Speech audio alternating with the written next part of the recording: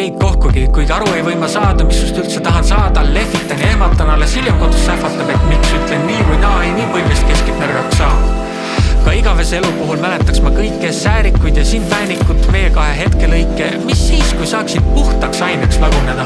Kas sina või keegi teine ütleks koguneda? Siin lebab rohkem vett kui elueal oli meest. Ta küll siin ja seal kergitas midagi mu sees, kuid keelduksin ma sellest mehest tehtud teest.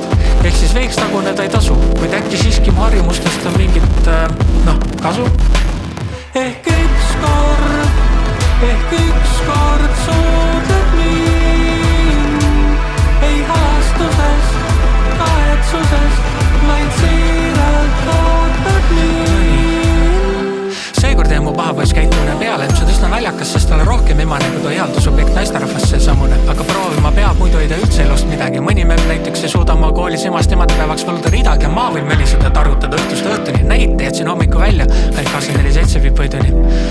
Nüüd jalutas sisse Dobreili, unustasin oma nimegi, terele näod peha ja nõrga peega või tähendab ei ole unusta ära siin oma vanaema tehtud kook. Ise süüa ei tee, aga naisi lendib 100 ja ausalt ma pole 20, mis sest, et habet isegi pole vaja ajada.